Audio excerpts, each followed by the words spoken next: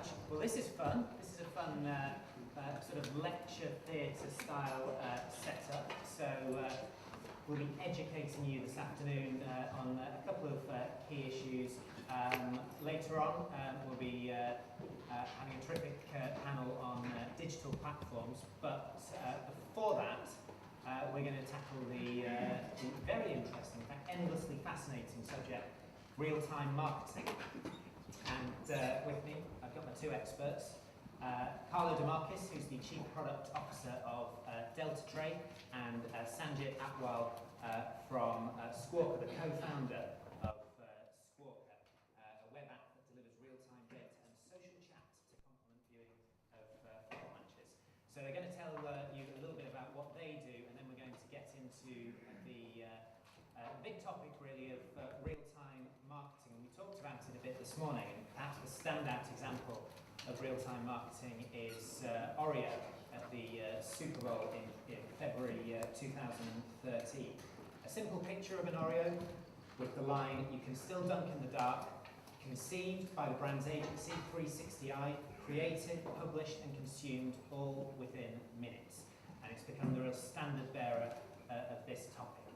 So to give us an introduction, I'm going to hand over to Carlo, who's prepared a few slides for us. Over to you, Carlo. Yes, I think also in conjunction with what Thomas from Adidas said today, which was a fantastic start, and I feel a bit intimidated that he should be on the stage. Maybe I think they learned so much. They should be studying business school maybe. So I think FIFA World Cup was amazing for everybody, for us, for the Germans a bit more. And we just put together, and it was even staggering in terms of how global and how huge it was on digital, social and everything. So we just put a 1-minute video together to tell the story.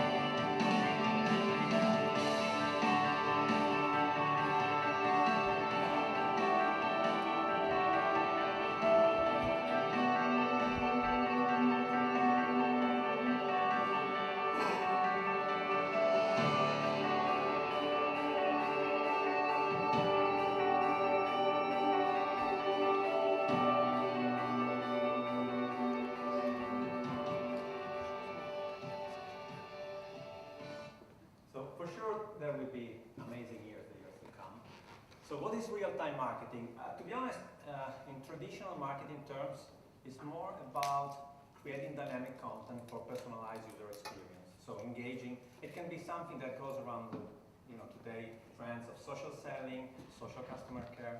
But I mean, after what David already said, this thing, it all started with a cookie in the dark. It's not true, it started before, but that's what everybody, Thomas, David, myself, and Sanjit remember. That was a case in which something that cannot be planned happened and created a huge buzz. Okay? So that's more about trying to understand things that happen in any context and content, and for us it could be a sport event, and trying to piggyback on that and create something that connects the content or the story in the context to the brand. Okay? They did it in a fantastic way, but there are some other great examples. Recently, I don't know if you noticed that the iPhone 6 Plus especially came out, and they had an issue with it banning it when we put it in our backbone. So yeah, it's a small technology. To be honest, it's a small technology story. KitKat used this to create a great engagement for their brand because we don't ban, we brag.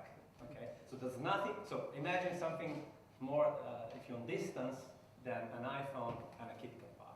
So obviously there is a lot of irony, a lot of humor, a lot of creativity around that. This one is one of my favorite. Maybe I'm the only one in the room, but I found it really, really nice. I don't remember exactly which Napster it was, but basically this is English.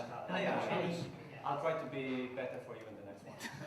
Basically saying, I'm going to do some penalties. I mean, for more on our culture and tradition, go to visit. I think it's a fantastic piece of marketing, to be honest. And to be honest, Italians are not that good at penalties. So. This one was much better. Wimbledon, Andy Murray, 2013. Again, as you will see, there's always a real-time aspect, but I think as Thomas already said with Alias, there's a huge preparation behind. This was a bit prepared, I think. I'm not sure about the visiting thing. But it's also multi-channel, so don't just think social. Okay, this was a bit discussed, slightly low profile today, but basically it was a real-time marketing campaign, physical. So you have really to think multi-channel when you think about marketing in general and how you connect. Obviously, it depends a lot on your brand, who your brand is. I was at the conference last week here in London, and Fitch, the company that invented this black and white as an opposite to Brazil, was there explaining all the story behind the campaign. It was fascinating. And also in the same conference, Alistair Campbell was doing a keynote at the beginning in the morning and was saying it also depends on the brand. He was comparing and making people raise hands. If I say Rupert Murdoch, how many of you think that he has a good reputation? Okay? Yeah, just me. And if I say Richard Branson, maybe some hand will go up. No? So these brands may have different interaction and conversation with the audience. And the same is for sport people, I think. Obviously Suarez, you will use him carefully, I would say. Then, I don't want to talk a lot about Deltatre, but something that we are doing a lot with some of our clients, like UEFA, is trying to connect the content, the story, to the brand. In this case, UEFA and the sponsors. Okay, but you need a lot of people that really understand editorial content, and maybe you also need access to archives, which is a good and bad story. So to have archives is maybe tough, and to have all this intelligent data put together in terms of data and also stories. Something that happened in the past, it's something maybe that can be problematic, but it gives you back some value to all these huge archives that a lot of great holders have, and nobody normally knows what to do with it. So it's also an opportunity to repurpose a lot of content. Something that also worked a lot during World Cup was the Panini sticker thing, which the first time I used it in 2010, to be honest. I said, why should I want to do, I was doing sticker, I'm very old, I was doing sticker as a kid, and Panini is an Italian company. And we did it with them in 2010, we did it in 2014. 3 million people played, which is quite big, only on the website. And they swapped, they tried to finish, so that was a huge one also during World Cup. I want to say that real-time market is like jazz, okay? Because you need to prepare a lot to be able to improvise. Otherwise, it's just one act of luck and creativity. But I think, Thomas, sorry if I mention him again, but he really explained how they put it together, and also Rio had a team ready for that. Obviously, I don't think they organized the blackout, but I mean, they had a team ready with all, and then we were discussing after, you need to prepare a lot of material in advance. You need to, so obviously, there was a 71-71 goal with 2 players. You know that one is 71 and the other is 70, so you're preparing the story, then whatever happens. And so it's crucial that you put a lot of preparation so you're able to improvise, just like in jazz. And for example, this is a bit old, but I found it amazing as a story. Gonzalo Higuain from Naples, Monday morning at 9, wakes up, and he was really pissed off because he didn't get a penalty the Sunday before, right? So he takes his own phone with I think, illegal whatever clips up, where is basically he has a screen grab from the phone telling, hey, you saw it was penalty, it's in a funny Italian. They say it's not penalty, look at that. I mean, this is genuine, authentic from a player. If I'm the jersey provider of the team, I may use it. That would be fantastic. See, if you use whatever, I don't remember the just, it can be a great story. On the other end, real-time marketing is like skating on thin ice. There are a lot of stories. One just 2 days ago of a company using some racist thing in the story. It looks funny, but if we say with friends it's okay, if you say it outside in public, it becomes embarrassing. So it's very easy to make a wrong move. There are so many lately because everybody is improvising real-time marketing. They don't understand how the connection between the brand and what you say is crucial. And for example, I don't know if you noticed yesterday this story of Bono cycling in Central Park. He has a very bad accident, seems like just an arm or something. He was on the late night show with Jimmy Fallon. He replaced him, so it's all fun, and I think in theory it's not funny. He's really in big trouble. He has a lot of bones broken in his face, so it's really sad. And I can imagine something like that. Sorry for the photo, I'm a bike helmet maker, and I'm very funny. I say, it's a beautiful day, and you too song for the one not knowing that.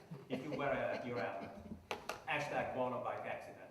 That's fantastic real-time marketing, but I will be fired, and maybe my brand will be in trouble. So, sorry for the horrible picture. Taken in, I think, New York. So, I think you need a deep understanding of the content.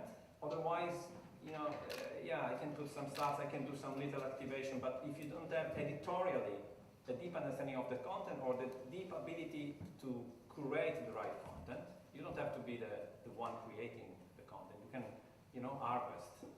So you can curate a lot. But you also have to have, in the same team, which is acting prepared and live, a deep understanding of the brand. That's the real value, I think. So I think behind the buzzword, there is a big opportunity if you execute it well. Sanjit, thank you, Carlo.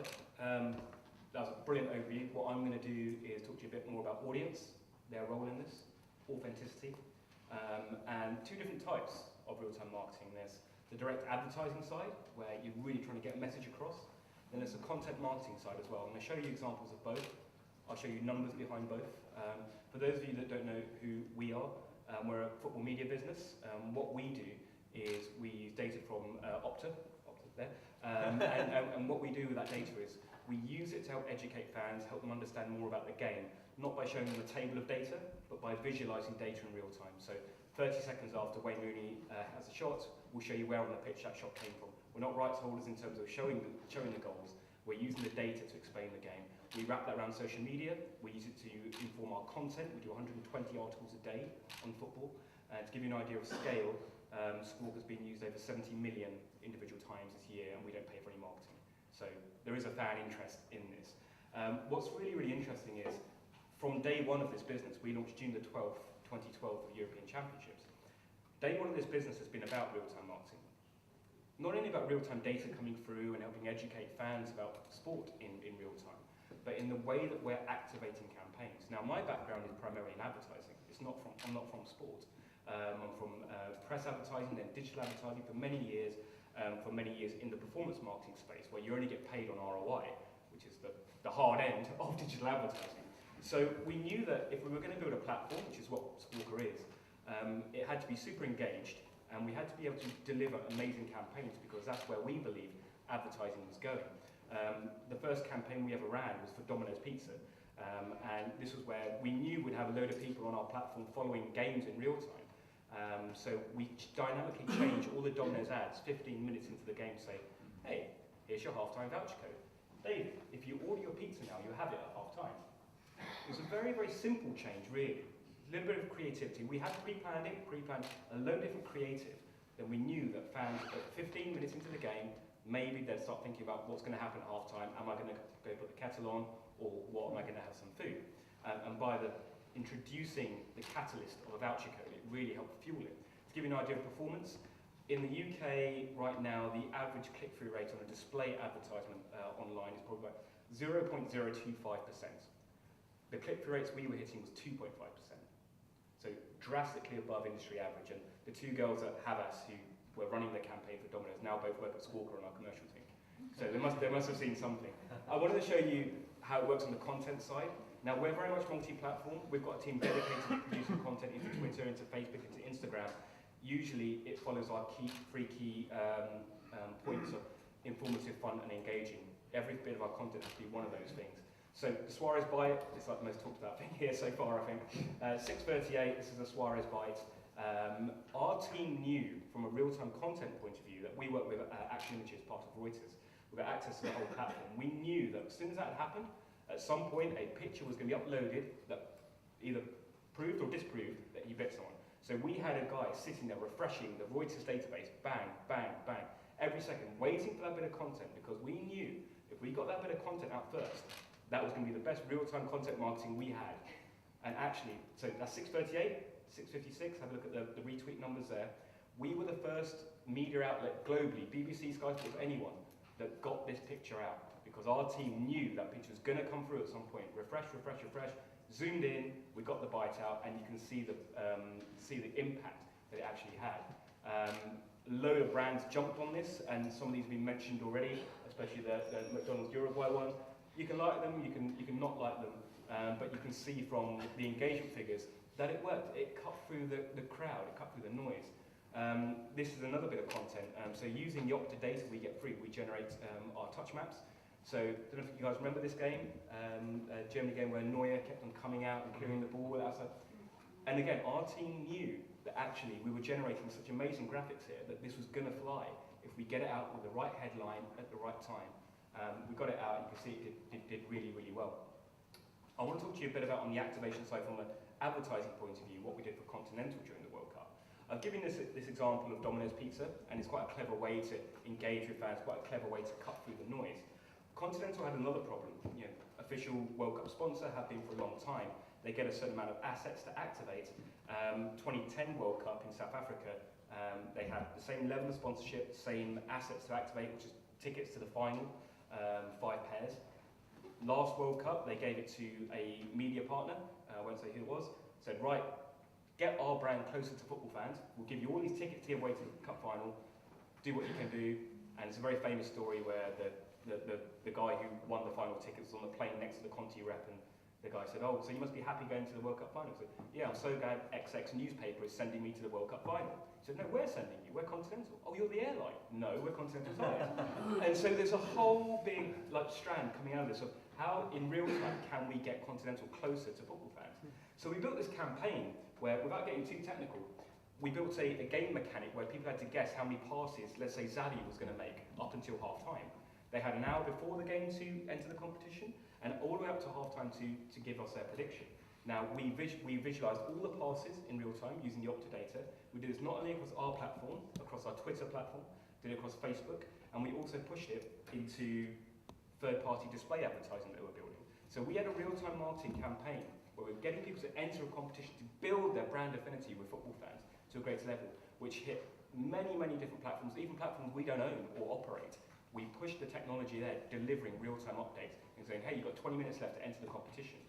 It absolutely flew. I won't go through all this stuff, but we delivered 40 million impressions.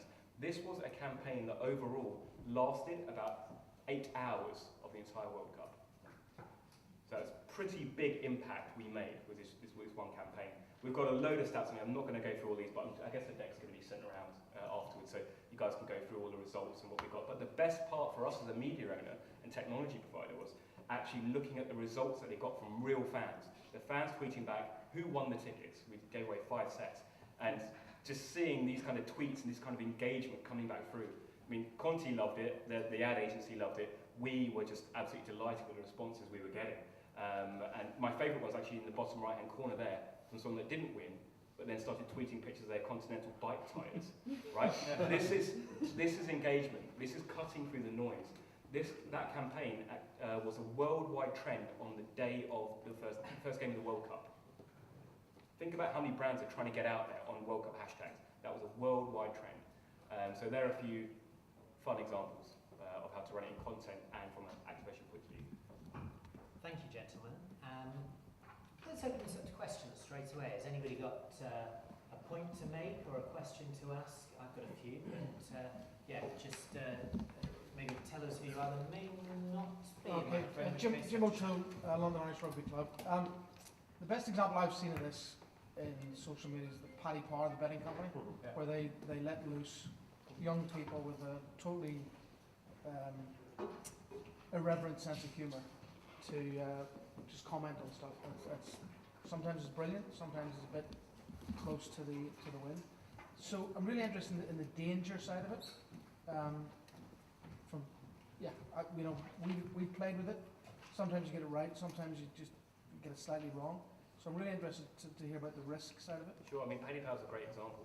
I was sort of speaking a few weeks ago, and interesting to use the word danger because that is so part of their philosophy, it's so part of their brand ethos that it really, really fits. I mean, they're happy and they've marked out internally of how far can we push. Like the Amazon campaign. You guys all see the Amazon rainforest campaign during the World Cup? Yeah. Saying that they'd cut down part of the Amazon, saying, come on England, and everything's a total outroar everywhere in the press.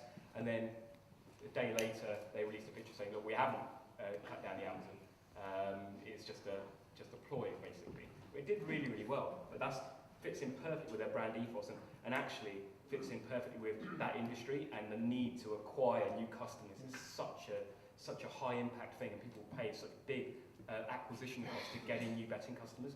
You just need whatever you can do to stand out, and for them to really bank on danger is a great thing for them, but it can totally go wrong. No, I think that again, it's how you resonate with the brand. Even if it's not real-time marketing, think about when you call a customer service, or you normally try to tweet now to customer services. The way that they respond to you, it defines the brand more than any campaign. So it's the same in real-time marketing. So if you're a brand that has risk as one of their identities in the story, that makes a lot of sense. I mean, maybe for FIFA, that's not right. They already find another way to do it. The question back. Hi, Sanjit. We do have mics now, but just make things a little easier.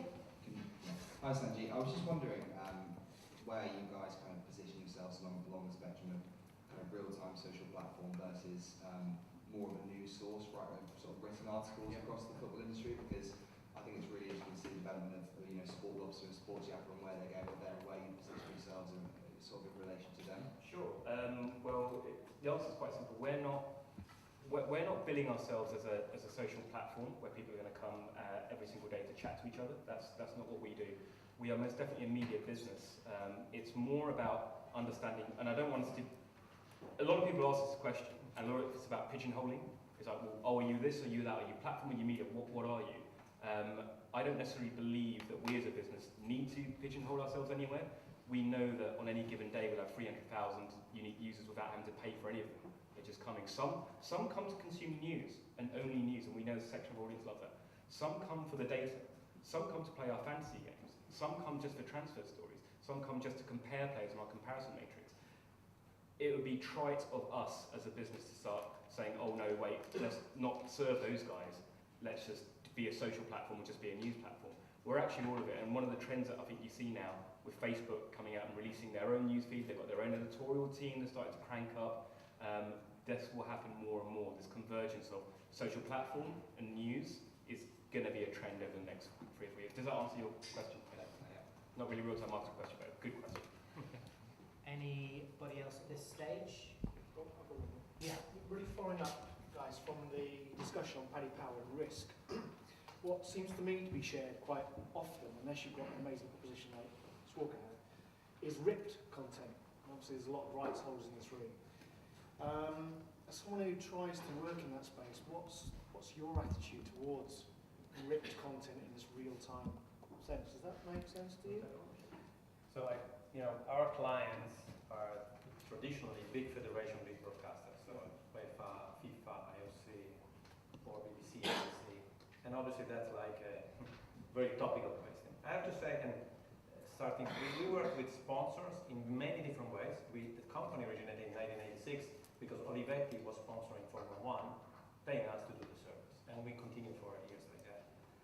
I have to say that now it's a totally different position, especially after this FIFA World Cup, I would say. I think it was, you said that, or Tom said the word ambush, no?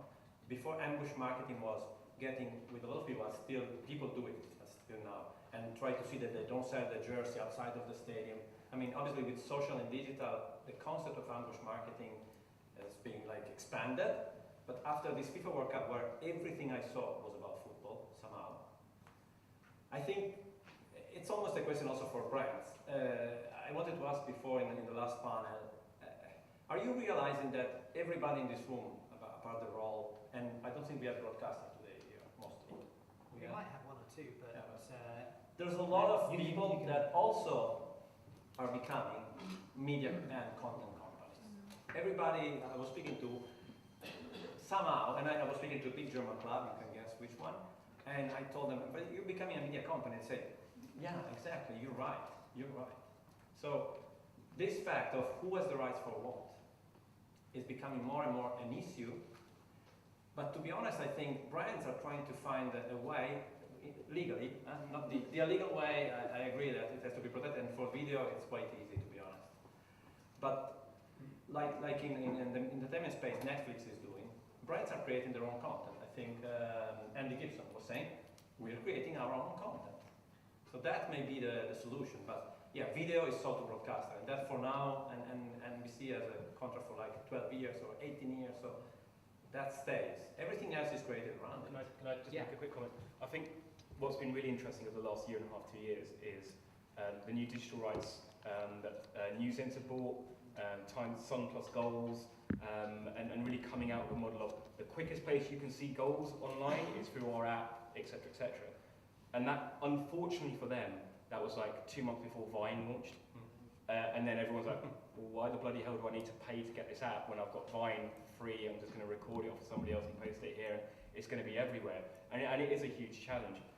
Obviously, speaking from a tech startup point of view, I don't see it as those kind of rights something that should have paywalls and barriers up. It should be embraced, and people like maybe the Premier League should try and, I know they're trying to understand more about how that can be harnessed to enhance the brand, and arguably, actually, it should be enhancing their sponsorship rights. And to be honest, it's again the case of when a business trying not to be disrupted. Sometimes the best thing to do is disrupt themselves. So if, like NBC is doing in certain cases, if you're the one putting, because in theory you should be the one that put the frictionless for every user. The user has the choice. You're the fastest to put the goal or whatever the sport is online, available on every platform. You win. So see what happened in the music business. Major records, piracy. Then someone comes and make it easy for everybody. Piracy. Oof. Maybe this doesn't disappear, but. But correct me if I'm wrong, looking specifically at Paddy Power, I believe they're building their marketing side of the business on ripped images. So is that a question of the brand has to take that risk, decide whether to take that risk, and then? I think so. I mean, speaking from our own point of view, we license our images, so everything we put out is contracted with Reuters, so we never say we own these images. It always goes out, and actually once you have that kind of arrangement, it's very easy, and the access you get is incredible. But you can see, it's almost like that. I think one of the reasons why it's worked really well, the reason why Paddy Power jumped on it, is actually it's this trend of micro-celebrity. Like somebody will have a Twitter account that suddenly gets like 20,000 followers by doing funny things, by getting legal content, putting a tagline on it, chucking it out, it goes everywhere, they're credited on Bleacher Report and stuff like this, and it works. It engages fans. And so why wouldn't Paddy Power, who's happy, it's in their brand ethos, let's fly close to the sun, let's get as close as we can. Of course they're gonna come and do that. And it works for them. It gets engagement. But again, you could argue it's a broken way. In general terms, do you think real-time marketing is something that every brand should be doing? Does it not work for some brands, or are you actually missing out if you're just not in this space at all? No. Interestingly, when we started the business, I probably had a different answer to what we do now. I thought when we first started, yeah, there's a way for if you're creative enough, there's a way for any brand to get in, cut through the noise of a really intelligent, creative, fun campaign that gets engagement. That's not necessarily true. Not every brand can do this. We certainly tried it over the World Cup with some smaller brands as well, trying to shoehorn them into football campaigns, and in the end of the day, we looked back at it and went, oh God, that flopped horribly, let's not. And we actually turned away budget after that. They were like, had to be tweeted out, basically. But we had to turn away budget because it just wasn't working. You could see fans weren't engaging. However, it's not just about sport, I guess. Some brands can resonate with, I'm a celebrity, get me out of here, or EastEnders, or whatever. I'm sure there is a way for most brands, but not always necessarily with sports. Carlo, I don't know if you have a... I have some, I don't know, but I haven't mentioned brands, so hopefully If I take the example of DHL for rugby, there is almost an immediate resonance, delivery, and they're delivering stuff, and it looks sometimes the same. And working with FIFA, mostly with UEFA, the statistics area of the digital experience was always sold to customer. In theory, there's again a fantastic resonance, performance. But I don't think that even using real-time marketing, this customer is too much connected to automotive. I don't think they get this connection performance to the performance. Like Nissan was trying today, was even a bit more, I don't know how they will end up, how well for them. But it seems more, okay, the engineer of excitement, but the performance of a car, with the performance of an athlete, somehow in now many years, I don't think it never really worked. But again, I may be wrong. If you're a brand and you're trying to activate a deal, deliver a message, do whatever you're trying to do through real-time marketing, this is obviously a reasonably recent phenomenon. And your background here, Sanjit, is particularly interesting, I suppose. I mean, are the type of people that a brand would employ or an agency would employ completely different? Are we looking at a completely different skill set from 10, 15 years ago? I think at a base skill set level, I don't think it's different. I think the different is experience. Now, the people that we have running our real-time campaigns, they're not our sales commercial marketing team. It's our social media team. And the average age of our social media team is 23, okay, across the 5 of them. And these guys are just so bright, so sharp. They haven't got business degrees, haven't got marketing degrees, actually, any of them. But they know football, they know online, they know what fans want and what is going to resonate with fans. And that's the key. That is absolutely the key. Because if you don't understand the audience and you're not authentic, it doesn't matter. So the core skill sets of copywriting, creativity, they're the same, absolutely the same. But this mindset of understanding fans through social, particularly social, because that is where a majority of real-time marketing is super important. I'm not pitching for a job at Deltatre, Carlo, although open to offers. Are you 23? No, I'm not. But, and I don't know how to use the internet. So, who are the type of people that Deltatre are employing, and is it different even from when you started? Yeah, because I started in 1987, so yes, definitely yes. I think in this area, I possibly completely disagree with the first answer, but I agree with what you said, so maybe we're disconnected. I think it's people are a lot different because again, it's about being a content and media company. So we need, the people we use is a special team of, we call it editor, sorry for the name, editorial team at Deltatre, and Steve Boulton is not here but is leading that. And that's people that work understanding football, in this case football, but can be athletic. We did it for cricket, we did it for the Paralympics and Olympics games. So we need people that understand the sport completely and work as a team. And one of the advantages we saw is putting these people together with the people that run basically the platform. We were, and the production people, we were able to do amazing things. For example, we noticed at the end of the Paralympics that the marathon was not really properly televised.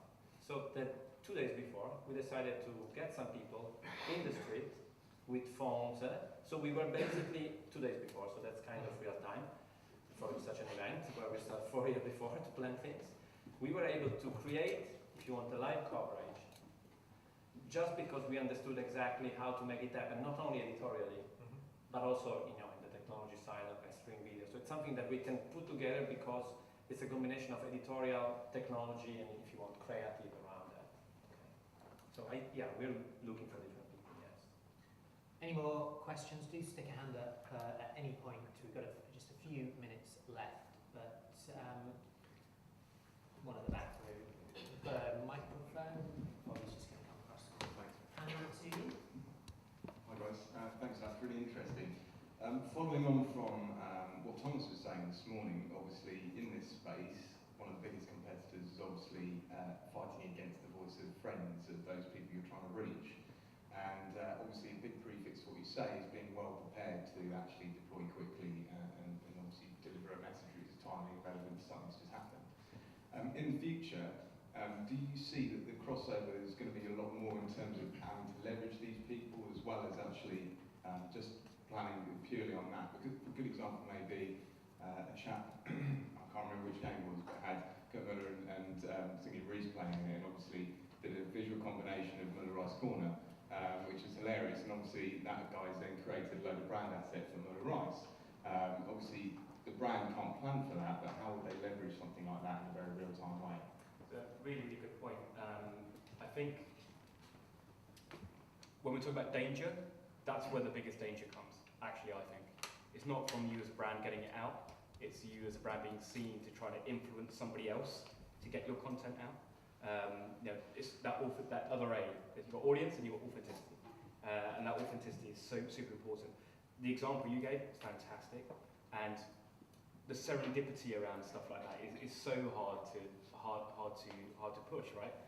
But I think if you're the kind of brand that is embracing that kind of philosophy, if you're seen to be doing creative campaigns like that, people will follow. People will start to imitate, and they'll be tweeting back going, "Well, I've done my own one now. I've done my own one now." That absolutely happens, and I think that's the best way. I think it's very, very dangerous to be seen to be influencing cohorts, I guess. It's tough. I'm not saying it can't be done, but dangerous. Golden chalice, don't get me wrong, it's absolutely where you need to get to. Yes, it's tough.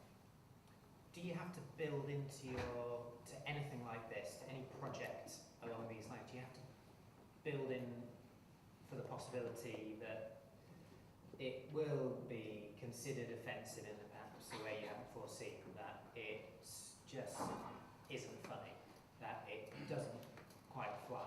Because, of course, when you tweet something, the moment you retweet it, it's impossible to fully sort of delete and erase from history. Does that have to be built into the plan? Do you have to have almost an exit strategy? I'll give a quick answer and then Carlo again. I think it's actually common sense. We've kind of seen, so if something's not working, we'll take it down. Even if we're getting paid for it, you can see that it doesn't work, doesn't fit with the audience. And I think you'd be very surprised at how quickly, particularly Twitter, you'd be surprised at how quickly people forget things. It's astounding. I've seen campaigns flop, and we had a management meeting. I was sitting there going, bloody hell, people have been talking about this for weeks. The social guys said, no, they're not. They're going to forget it by tomorrow. And they were right. No one mentioned it again because the volume that is coming through Twitter, the amount of things that are coming through, is very, very different from releasing a terrible TV ad and people going, oh, do you remember that TV ad? Remember how bad? When was the last time somebody said that about a social media campaign? It doesn't really happen that much. Sorry, Carlo. I disagree. Okay. I don't like the balance for everybody, as you said. Yeah, No, really. I think, obviously, we work for maybe different clients, so we have always a risk management procedure in place. We got, especially now that we're kind of free managing the web chain free account in social, we agree in terms of policy, but then it's quite free in terms of what we say, how we put layers together, etc. I think what is important is, if you want this again, how you need to empower people, as in social customer care. If people are not empowered, the content will be boring, right? But I think the culture that you kind of put the people in is crucial. I see a lot of cases in which a mistake is done, is because either they think first the brand and then the audience, or because they're not really understanding what they're doing in terms of content or brand. So I think the culture is number one, and then in case, shit happens, you need a risk manager. Depending on the profile, you may need a risk manager. But obviously your client base is very much federations, and the value of the proposition is so high, I guess, that you have to have that kind of. Yeah. And I think one thing is funny how, I don't know is Twitter in the room? I know Twitter was here before. They now have, it's almost commoditized. You go to their platform and they have basically a calendar of events on which your brand can activate. So the risk is that this becomes too commoditized, everybody's doing it, so it's not taking any traction anymore. So that's where the unicity of your brand, the authenticity of what you're saying, you need to, even if you're an automotive company, you need to create a voice that is unique, even if it's football, and in theory that's not able to do with cars. We have time for one more question, and it will be from... It was more a comment really. I don't think people should go away thinking they have to do something incredibly funny or disruptive or come up with a beautifully clever piece of copy in order to be able to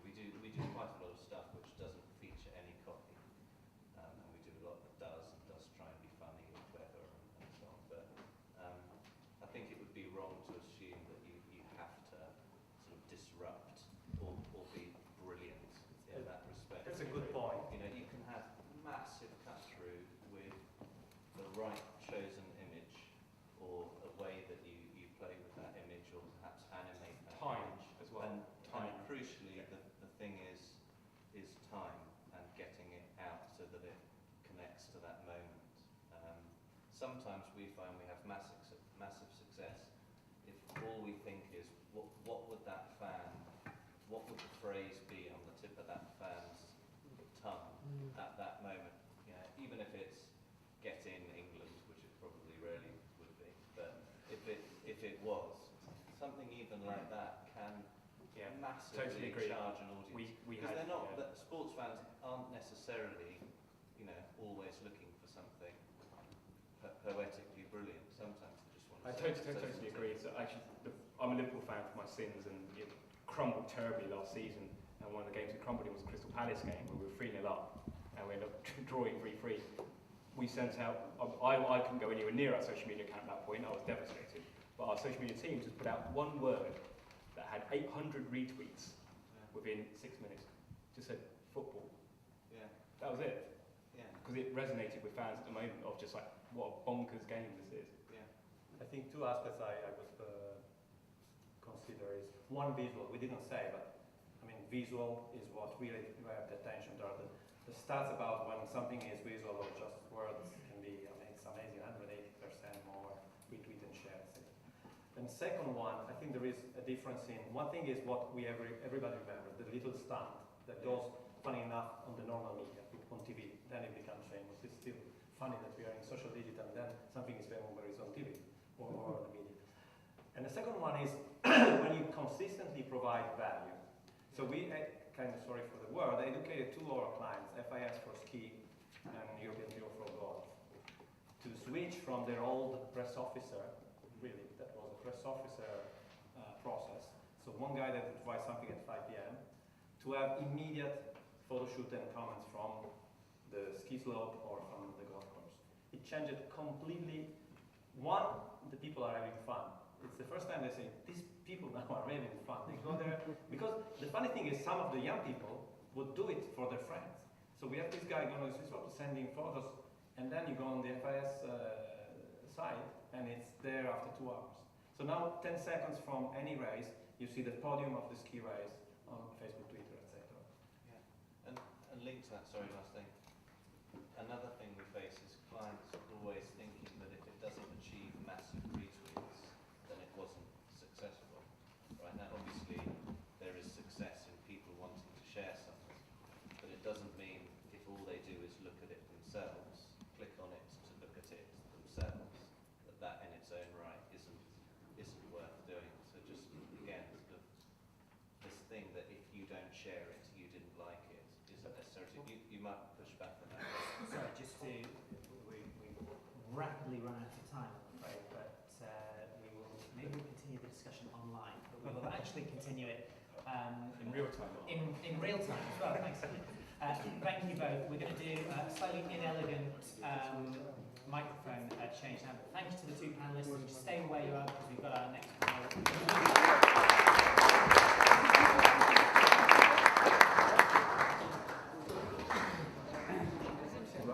Cheers. I'm not responsible to